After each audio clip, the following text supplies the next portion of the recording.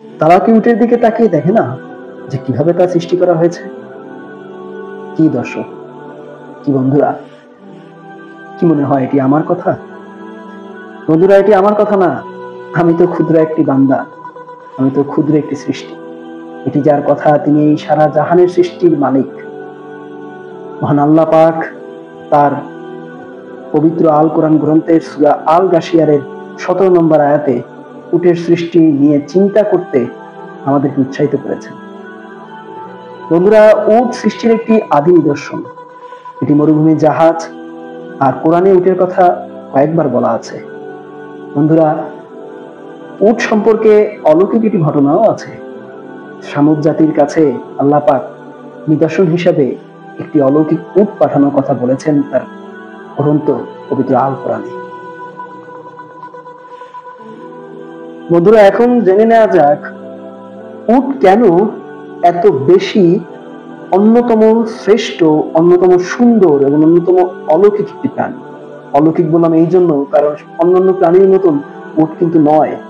উটের যে বৈশিষ্ট্যগুলো এখন আমি আপনাদেরকে জানাতে যাচ্ছি, সেটা জানার পর আপনারা নিজেরাই বলবেন এটি আসলেই আল্লাহ তাআলার একটি অসাধারণ সৃষ্টি। দর্শক বন্ধুরা, উট নোনা পানি পান করতে পারে, এমনকি মৃত সাগরের পানিও পান করতে পারে। এতে তার রক্তচাপ বাড়েও না, কারণ তার কিডনি পানিকে ফিল্টার করতে পারে যাতে সে তাজা পানি পান করতে পারে। কাজেই তার কিডনি লবণ থেকে পানি আলাদা করে দেয়। বন্ধুরা, উট কাঁটা খেতে পারে, এতে তার পাকস্থলী ও অন্ত্রে কোনো ক্ষতি হয় না, কারণ তার লালা অ্যাসিডের মতো, যা কাঁটা গলিয়ে দেয়। পরে সে ওই কাঁটা রুটি ও আটার মতো খেয়ে ফেলে। এজন্য হাতে পায়ে কাঁটা ফুটলে আরব বেদুইনরা সেখানে উটের লালা লাগিয়ে দেয় এবং সেই কাঁটা গলে বেরিয়ে আস্তে আস্তে চলে আসে। কি অলৌকিক, তাই না? বন্ধুরা, উটের চোখের পর্দা আবার দুটা, একটি নয়, দুটা। আমি আবারও বললাম, একটি পাপড়ির পর্দা এবং অন্যটি মাংসের। এজন্য মরুভূমি ধূলিকণার মধ্যেও উট চলতে পারে এবং তার চোখেরও কোনো ক্ষতি হয় না, কারণ সে যখন স্বচ্ছ পাপড়ির পর্দা বন্ধ করে দেয়, তখন তার চোখের পাপড়ি ভেদ করে আর কোনো কিছুই, কোনো ময়লা, কোনো ধুলাবালি তার চোখের ভিতরে যায় না। বন্ধুরা, এবার বলবো যেটা, বা আপনাদের যেটা জানাবো, সেটা উটের জন্য প্লাস আমাদের সারা পৃথিবীর যত সৃষ্টি আছে তাদের জন্য খুবই অলৌকিক একটা বিষয়।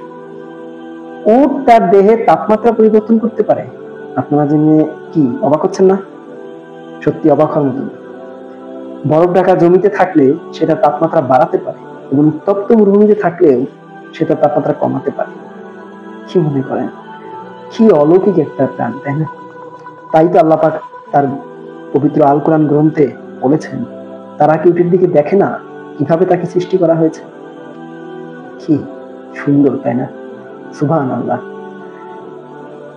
এক উট নিয়ে আল্লাহ পাক যদি এই কথা বলতে পারেন, তাহলে মানব জাতিকে সৃষ্টির রহস্য যদি আমরা একটু গভীরভাবে চিন্তা করি, আমরা বুঝতে পারবো পৃথিবীর সৃষ্টির সেরা জীব, পৃথিবীর সেরা জীব, পৃথিবীর সৃষ্টির সেরা জীব আমরা মানুষেরা, তার কত বড় সুন্দর একটি নিদর্শন, তার সৃষ্টি, তার সেরা সৃষ্টি।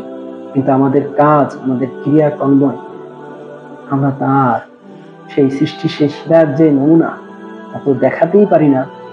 উল্টো আমরাই হয়ে গেছি পৃথিবীর সব থেকে নিকৃষ্ট প্রাণ, সব থেকে নিকৃষ্ট প্রাণ।